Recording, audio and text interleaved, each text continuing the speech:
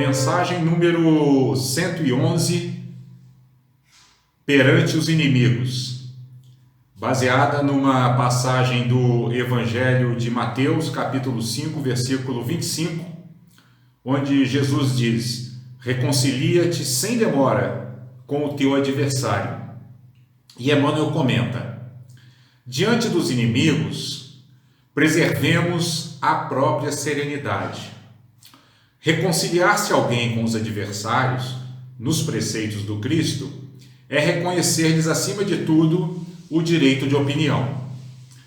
Exigir a estima ou o entendimento dos outros e preocuparmos-nos em demasia com os apontamentos depreciativos que se façam em torno de nós, será perder tempo valioso quando nos constitui sadio dever garantir a nós próprios tranquilidade de consciência. Harmonizar-nos com todos aqueles que nos perseguem ou caluniam será, pois, anotar-lhes as qualidades nobres e desejar sinceramente que triunfem nas tarefas em cuja execução nos reprovam, aprendendo a aproveitar-lhes as advertências e as críticas naquilo que mostrem de útil e construtivo, prosseguindo ativamente no caminho e no trabalho em que a vida nos situou. Renunciemos, assim, à presunção de viver sem adversários, que, em verdade, funcionam sempre por fiscais e examinadores de nossos atos. Mas saibamos continuar em serviço, aproveitando-lhes o concurso sob a paz em nós mesmos. Nem o próprio Cristo escapou de semelhantes percalços. Ninguém conseguiu furtar a paz do Mestre em momento algum. Entretanto, ele, que nos exortou a amar os inimigos, nasceu, cresceu, lutou, serviu e partiu da terra com eles e junto deles. Então, pessoal, olha só, aqui nesse final dos comentários de Emmanuel, ele costuma fazer isso em todas as mensagens, né? Ele costuma concluir as mensagens numa espécie assim de clímax, né? de ponto mais alto da mensagem, citando o exemplo de Jesus. E como a mensagem aqui tem o título de Perante os Inimigos, ele fala aqui de uma maneira muito interessante que Jesus nasceu, cresceu, lutou, serviu e partiu da terra com seus inimigos e junto dos seus inimigos. Por quê? Porque para Jesus, como um ser iluminado, não existia essa figura dos inimigos, né? Ele olhava para todos com aquele olhar que penetra além das aparências, ou seja, aquele olhar que não confunde aquilo que o ser está manifestando naquele momento com a sua essência. Jesus sabia que por mais negatividades que o ser pudesse estar manifestando naquele momento em que ele se deparava com ele, Jesus sabia que por detrás das manifestações negativas brilhava uma luz infinita, que é a luz da natureza divina que habita em todos os seres. O olhar do ser iluminado, ele tem essa qualidade, ele tem essa capacidade, né? Ele consegue olhar para todos os lados e ver em tudo e em todos a manifestação da onipresença divina, ou seja, a presença de Deus em tudo e em todos, né? Então, Jesus não desenvolvia esse sentimento que nós, que ainda somos espíritos em evolução, às vezes temos em relação a pessoas ou até a circunstâncias, né? Que é a reação de aversão, né? Às vezes de raiva, né? de uma rejeição de coisas que nos desagradam.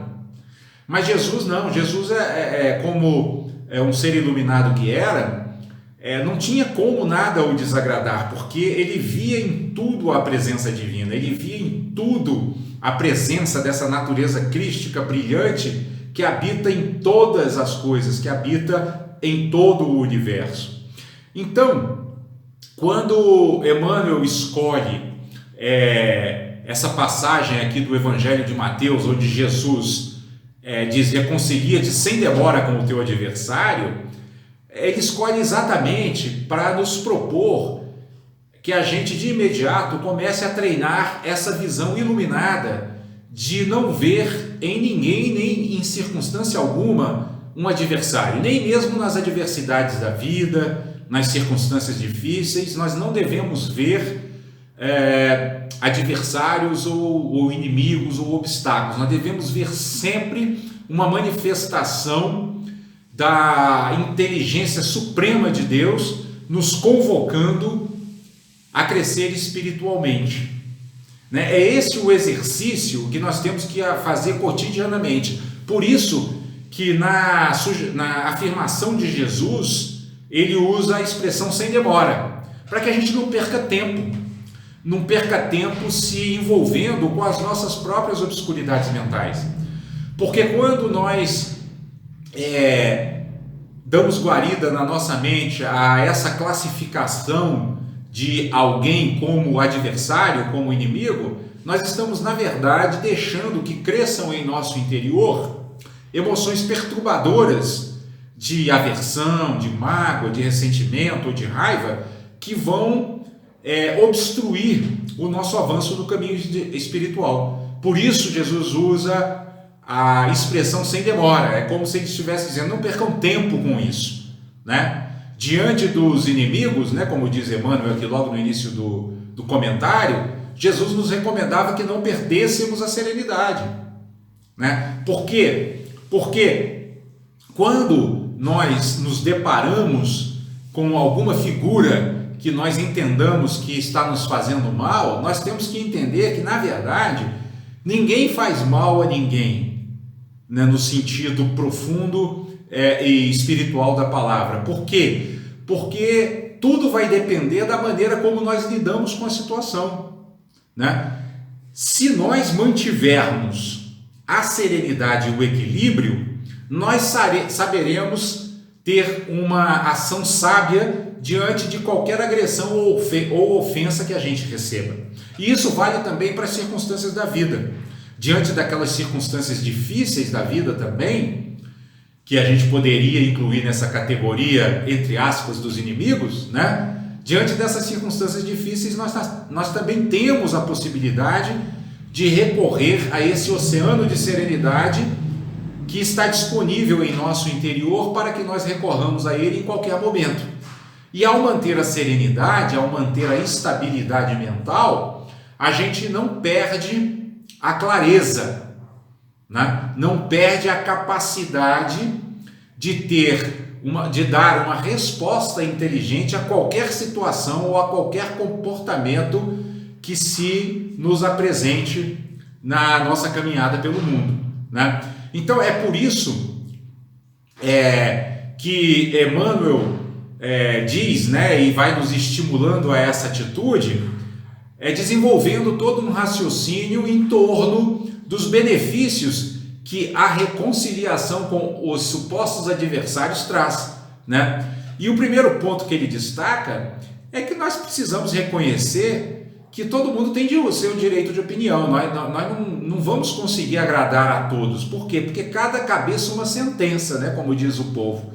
Então, por mais que nós tenhamos até porventura desenvolvido qualidades em nós, não são todos que vão ver essas qualidades. Vão ter aqueles que, por terem um olhar às vezes mais crítico e mais exigente, vão olhar em nós mais as nossas deficiências do que as nossas virtudes, né? Mas todos os mestres nos dizem que esses são os nossos melhores professores, porque são eles que apontam para as nossas vulnerabilidades e chamam a nossa atenção para os pontos que nós precisamos trabalhar para podermos crescer espiritualmente, né?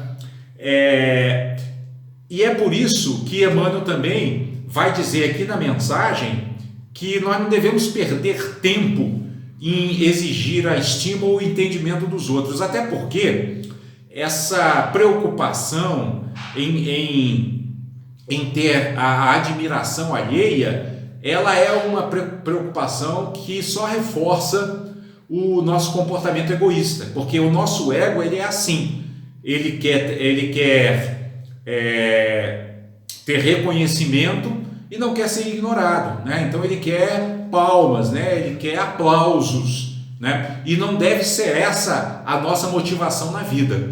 A nossa motivação na vida deve ser a de trazer benefício para os seres, independentemente deles gostarem ou não gostarem de nós, independentemente deles gostarem ou não gostarem das nossas atitudes. Porque muitas vezes, para diminuir o sofrimento dos seres, nós vamos ter que tomar atitudes em relação a eles que não vão agradá-los, né? A maioria das pessoas, elas não gostam e não querem que ninguém aponte as suas necessidades de autoaperfeiçoamento, né? Elas querem que o mundo, de um modo geral, satisfaça os seus desejos. Se não satisfizer os seus desejos, elas normalmente vão se sentir magoadas, feridas e não vão gostar daquele que não está atendendo àquela satisfação que eles requerem naquele momento, né? Aquela satisfação dos seus desejos. E todo aquele que é um praticante espiritual, ele tem que ter muita consciência de que ele não está no mundo para satisfazer desejos, e sim para atender a necessidades. Servir no sentido que Jesus nos propõe, né? Servir na seara do Cristo, é atender às necessidades dos seres, não é atender aos seus caprichos e desejos. Então, por isso, nós não devemos focar a nossa atenção em conseguir estima ou compreensão dos outros, porque nem sempre os outros vão ter uma compreensão que lhes permita reconhecer quais são suas verdadeiras necessidades, né? Fazendo isso, nós vamos conseguir nos harmonizar com aqueles que eventualmente nos persigam, que tenham alguma implicância conosco, né? Por quê? Porque se nós fizermos esse exercício cotidianamente, né, ou seja, o exercício da compaixão e do amor no cotidiano, nós vamos sempre olhar para as pessoas, né, para todos os seres que nos cercam, para todas as circunstâncias, e buscar neles buscar ver neles quais as qualidades nobres, as qualidades mais elevadas que eles apresentam. Porque todo ser tem qualidades positivas. Até os mais cruéis criminosos, até os mais perversos assassinos têm qualidades positivas, né? E a obrigação do praticante cristão é sempre buscar trazer à tona as qualidades positivas dos seres e não rejeitá-los por causa de eventuais comportamentos negativos que eles possam estar praticando no momento por uma questão de ignorância espiritual, né? O amor é exatamente isso. O amor é esse interesse genuíno em despertar as qualidades positivas dos seres, né? É um aliado muito importante da compaixão, que é a intenção de diminuir o sofrimento dos seres. Então, quando nós estamos envolvidos nessa motivação compassiva e amorosa, ou seja, nessa motivação de diminuir o sofrimento dos seres e de trazer à tona aquilo que eles têm de melhor, então nós dificilmente vamos nos desarmonizar com eles, por mais que eles estejam desarmonizados consigo próprios e em função dessa desarmonia muitas vezes até nos agridam, nos ofendam, nos causem algum tipo de prejuízo, né?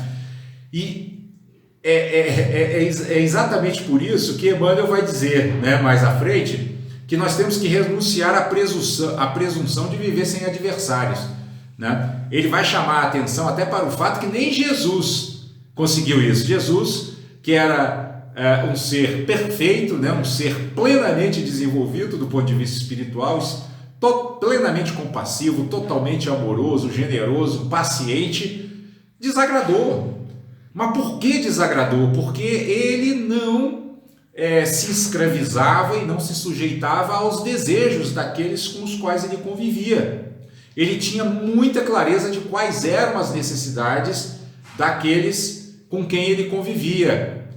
E ele estava sempre focado em satisfazer necessidades, sobretudo a necessidade de crescer espiritualmente.